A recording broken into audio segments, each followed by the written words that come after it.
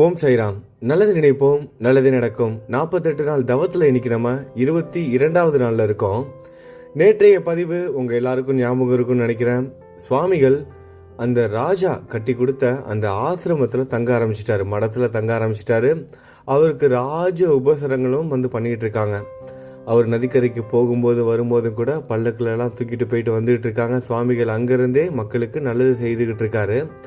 அப்படி இருக்கும்போது தான் பக்கத்து ஊரில் சேர்ந்த ஒரு குமுசி அப்படிங்கிற ஒரு கிராமத்தை சேர்ந்த ஒருத்தர், அவரோட பேர் திரிவிக்ரம பாரதி. ரொம்ப நல்ல மனுஷன், ஆன்மீகத்தில் ரொம்ப நம்பிக்கை இருக்குது, கடவுள் பக்திக்கு ரொம்ப அதிகமாக இருக்குது. நரசிம்மரோட தீவிர பக்தர் இந்த திரிவிக்ரம பாரதி. விஷ்ணு பகவானோட நரசிம்ம அவதாரம், கன்ஃபியூஸ் பண்ணிக்க கூடாது. நரசிம்ம சரஸ்வதி கிடையாது, நரசிம்மரோட தீவிர பக்தர் அவருக்கு இவரோட நடவடிக்கைகள் பிடிக்கல. அதாவது என்னன்னா, எப்படி ஒரு சன்னியாசி, இவர் நரசிம்ம சரஸ்வதி ஒரு சன்னியாசியா இருந்துகிட்டு எப்படி இந்த ராஜ உபச்சாரங்களை அனுபவிக்கலாம், இந்த மரியாதைகளும் இந்த வாழ்க்கையும் எப்படி அவர் அனுபவிக்கலாம், ஒரே இடத்துல தங்க கூட கூடாது சன்னியாசிகள். அப்படி இருக்கும்போது ஒரு மடம் கட்டிக்கிட்டு அங்கே தங்கலாமா அப்படிங்கிற மாதிரி இவருக்கு ஒரு கேள்வி. ஆனால் குரு தங்குவதற்கான காரணங்கள் நிறைய இருக்குது. அவர் இந்த உலகத்துக்கு செய்ய வேண்டிய கடமைகளை ஆற்றுவதற்காக ஒரே இடத்துல இருக்க வேண்டிய தேவை இப்போ ஏற்பட்டிருக்கு.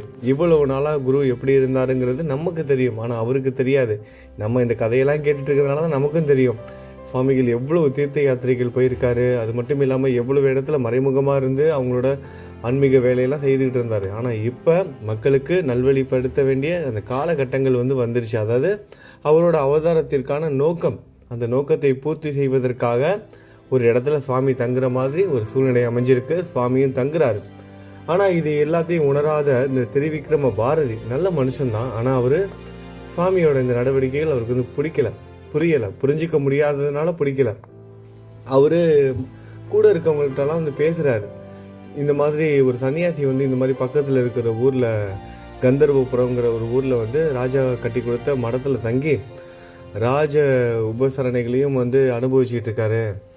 இதெல்லாம் சரியா, அந்த மாதிரிலாம் வெளியே பேச ஆரம்பிக்கிறாரு. இது நம்மளோட குரு ஸ்ரீ நரசிம்ம சரஸ்வதி அவர்களுக்கும் தெரிய வருது.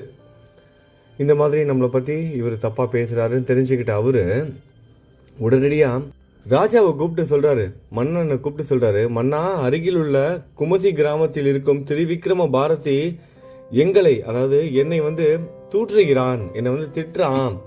அதனால நாம் அவரை இன்று போய் பார்க்கணும் அப்படின்னு சொல்றாரு. மன்னர் உடனடியாக என்ன பண்றாரு, குமசிக்கு அந்த கிராமத்துக்கு செல்வதற்காக இவர் சுவாமியை கூட்டிட்டு போனோம்ல, அதுக்காக அழகான பல்லக்கை தயார்படுத்துறாரு.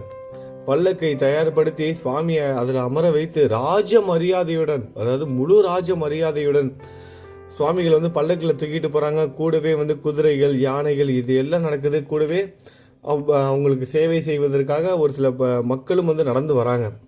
இப்படி ஊர்வலமா சுவாமி ராஜ மரியாதையோட ஊர்வலமா குமசி கிராமத்துக்கு திரிவிக்ரம பாரதியை பார்க்கறதுக்காக எல்லாரும் போய்கிட்டு இருக்காங்க. சுவாமி பல்லக்கில் உட்கார்ந்து ராஜா மாதிரி போயிட்டு இருக்காரு.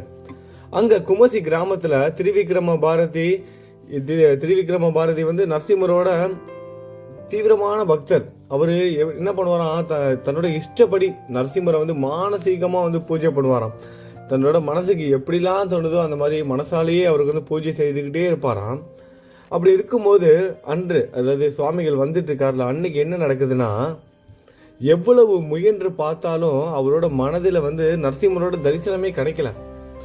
நம்மளே என்ன பண்ணுவோம், ஒரு சில நேரத்தில் பாபாவுக்கு விளக்கேற்ற முடியல, பூஜைகள் செய்ய முடியல அப்படின்னா கூட, இந்த சவணமின்சியில் குறிப்பிட்டிருக்க மாதிரி என்னோட கற்பனையின் அடிப்படையில் உங்களுக்கு பூஜை செய்கிறேன்னு தாஸ்கன் அவர்கள் எழுதியிருப்பாரு.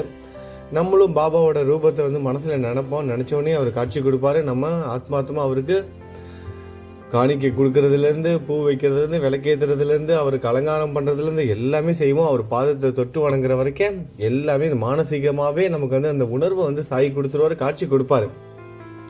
திடீர்னு ஒரு நாள் நம்மளோட சாய் அந்த மாதிரி நமக்கு கண்ண மூடி நினைக்கும் போது அவரோட உருவம் நமக்கு தெரியல, காட்சி கொடுக்கலன்னா எப்படி இருக்கும்? தினமும் கொடுத்துக்கிட்டு இருந்த சாய் திடீர்னு கொடுக்கலன்னா எப்படி இருக்கும்? அதே தான் இங்கே நடக்குது. இவருக்கு திரிவிக்ரம பாரதி எவ்வளோ முயற்சி செய்து பார்க்குறாரு. அவரோட மனதில் அந்த உருவம், அந்த சுவாமியோட தரிசனம் கிடைக்கவே இல்லை. நரசிம்மரோட தரிசனம் கிடைக்கவே இல்லை. சாமிகிட்ட புலம்புறாரு, சுவாமி, இத்தனை நாளாக நான் செய்த பூஜையெல்லாம் எல்லாம் வீணா போயிருச்சா? நான் செய்த என்ன பாவம் செய்தேன்? என் மேல கருணை காட்டுங்கள் அப்படின்னு மன்றாடி கேட்கிறாரு, வேண்டுறாரு, என்னென்னமோ புலம்புறாரு. சாமி எவ்வளவோ பூஜை செய்திருக்க, தினைக்கே எனக்கு காட்சி கொடுத்தீங்களே, இன்னைக்கே நீங்க எனக்கு காட்சி கொடுக்கல, நான் என்ன பாவம் செஞ்சேன், என்னை மன்னிச்சிருங்க, எனக்கு காட்சி கொடுங்கன்னு புலம்புறாரு, அழுகிறாரு, எவ்வளோ முயற்சி செய்து பார்க்குறாரு, ஆனால் காட்சி கொடுக்கல.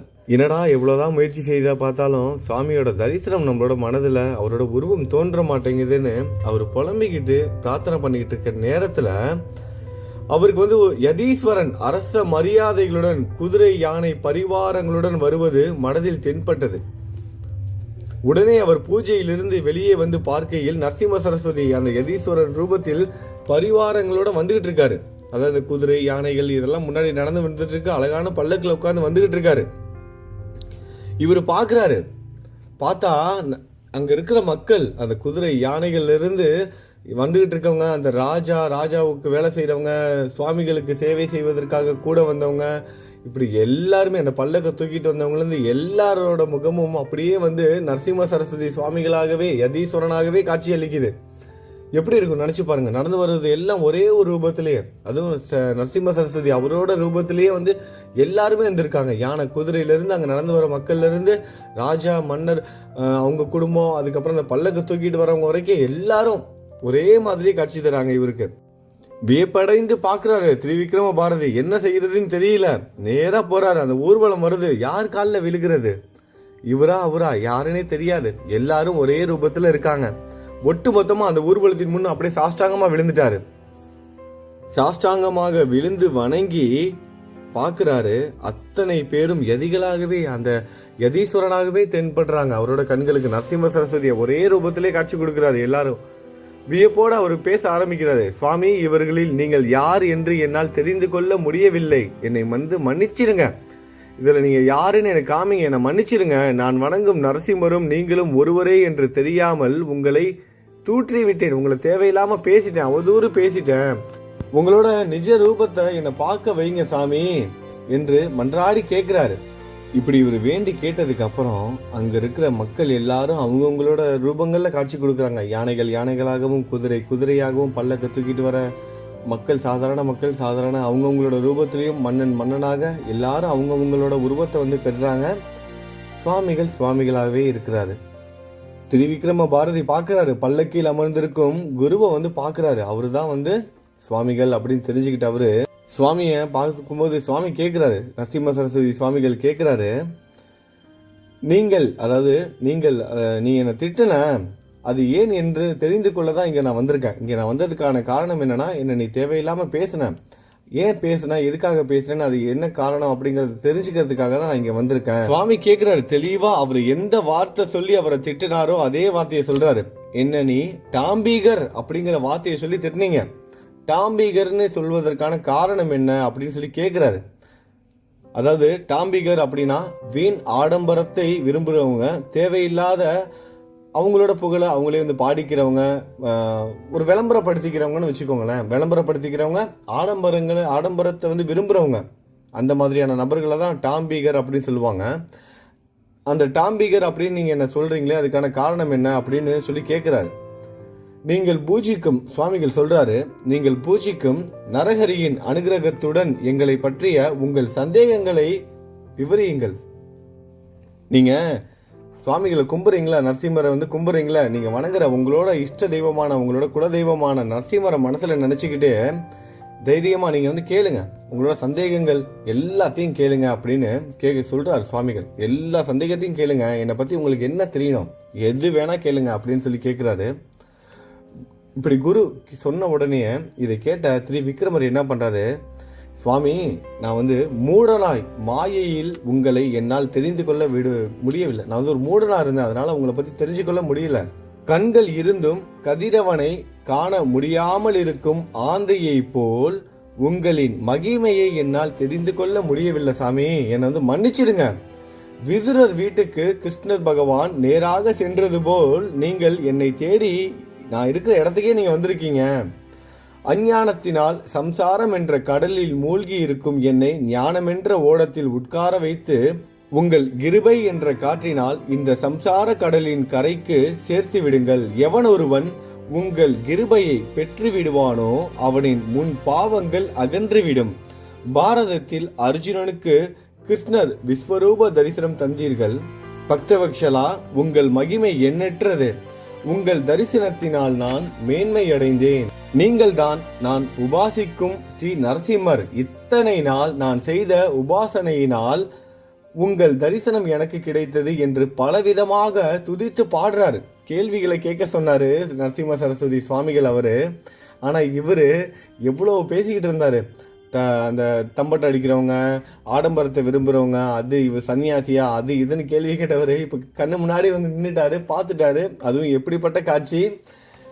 நான் வணங்குற நரசிம்மரே இவர் தான் அப்படின்னு புரிஞ்சுக்கிட்ட அவரு எப்படி கேள்வி கேட்க முடியும்? போற்றதான் முடியும், பாடதான் முடியும். துதித்து பாடுறாரு, ஆசீர்வாதம் கேட்கிறாரு, நமஸ்காரம் வாங்குறாரு. இப்படி பலவிதமாக அவரை துதித்து பாடுறாரு. ஸ்ரீ குரு நரசிம்ம சரஸ்வதி அவர்கள் அப்பொழுது என்ன பண்றாரு, அவரின் பக்திக்கு மனமுவந்து, திரிவிக்ரமா, உன் பக்திக்கு சந்தோஷம் அடைந்தேன்.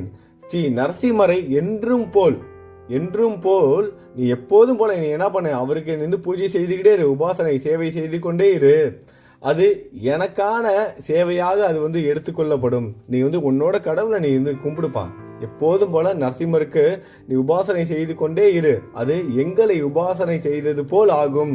சுவாமிகள் சொல்றாரு, உங்களுக்கு திரிவிக்ரம பாரதியை பார்த்து, உங்களுக்கு மறுபிறவி கிடையாது, இந்த பிறவியிலேயே முக்தி கிடைத்து விடும் என்று ஆசீர்வதித்து, நீங்கள் இந்த கிராமத்திலேயே இருங்க அப்படின்னு சொல்லிட்டு என்ன பண்றாரு, அரசரை பார்த்த மன்னரோட வந்திருக்காருல, மன்னரை பார்த்து சொல்றாரு, எனக்கு வந்து அனுஷ்டானத்திற்கு நான் வந்து போகணும், எனக்கு வந்து நேரம் ஆகிருச்சு, அதனால நான் வந்து முதல்ல போறேன் அப்படின்னு சொல்றாரு. வந்தது பல்லக்குல ராஜ மரியாதையோட வந்திருக்காரு.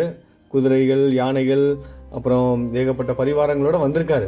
அப்படி வந்தவர் என்ன சொல்றாரு, நான் உங்களோட சேர்ந்து வர முடியாது, உங்களோட சேர்ந்து வந்தா லேட் ஆயிரும், எனக்கு வந்து வேலை அதிகமா இருக்கு அப்படின்னு சொல்லிட்டு மனோவேகத்தில் சங்கமத்தை அடைந்து அனுஷ்டானங்களை முடித்து கந்தர்வபுரத்துக்கு வந்து போய் சேர்ந்துறாரு. மனோவேகத்தில், அதாவது மனோவேகம் நினைச்ச உடனே இந்த இடத்துக்கு போகணும்னு அவங்க நினைச்சாங்கன்னா அந்த இடத்துக்கு போயிடுவாங்க. இப்ப இவங்கள மாதிரியான மகான்கள், குருமார்கள் இவங்கெல்லாம் வந்து பாத்தீங்க அப்படின்னா ஒரே இடத்துல இருக்கிற மாதிரி தான் இருக்கும். ஆனா அவங்க ஒரே நாள்ல காசிலையும் வந்து ஸ்நானம் பண்ணுவாங்க, யமுனாலையும் ஸ்நானம் பண்ணுவாங்க, நர்மதாலையும் ஸ்நானம் பண்ணுவாங்க, கோதாவரியிலையும் ஸ்நானம் பண்ணுவாங்க. அவங்க எங்க போகணுமோ, எந்த ஆலயத்துக்கு போகணுமோ, எந்த ஊருக்கு போகணுமோ, எந்த இடத்துக்கு போகணுமோ, அவங்க நினைத்த மாத்திரத்தில், அதான் மனோவேகம், அந்த ஃபிராக்ஷன் ஆஃப் செகண்ட், அந்த மனோவேகத்திலே அவங்க என்ன பண்ணுவாங்க, அந்த இடத்துக்கு போயிட்டு வந்துருவாங்க. அதே மாதிரி தான் இந்த முறையும் வந்து நடந்திருக்கு. சுவாமிகள் வந்து என்ன பண்றாரு, ராஜா நீங்க எல்லாம் பின்னாடி வாங்க, எனக்கு வந்து லேட் ஆயிடுச்சு, நான் முன்னாடி போறேன் அப்படின்னு சொல்லிட்டு மனோவேகத்தில் சங்கமத்தை அடைந்து அனுஷ்டானம் முடித்து கந்தர்வபுரம் அந்த ஊருக்கே வந்து போய் சேர்ந்துட்டாரு. நாமதாரகன்ட்ட சொல்றாரு சித்தமுனிவர், நாமதாரகா, ஸ்ரீ குருவின் மகிமைகளை போற்ற யாரால் முடியும்? அப்படியான ஸ்ரீ குருவை சாதாரண மனிதனாக நினைப்பவன் 7 பிறவிகள் நரகம் அனுபவிப்பான். ஸ்ரீ குருவே மும்மூர்த்திகளின் அவதாரம் என வேதங்கள் கூறுகின்றன. ஆகையால் ஸ்ரீ குருவின் பாதங்களை சரணடைபவர்கள் இங்கும் மேல் உலகத்திலும் எல்லா சுகங்களும் பெறுவார்கள். இந்த குரு சரித்திரம் என்ற தண்ணீர் பந்தல் நமக்கு கிடைத்தது. இதை பருகியவர்கள் துன்பங்கள் நீங்கி சுகமாக வாழ்வார்கள் என்று சித்த முனிவர் நாமதாரகனுக்கு சொல்வது மாதிரி நம்ம எல்லாருக்கும் இன்னைக்கு சொல்லி முடிச்சிருக்காரு. நம்ம நாளைக்கு அடுத்த நாள் பதிவுல சந்திக்கலாம். நல்லது நினைப்போம், நல்லது நடக்கும். ஓம் சாய்ராம்.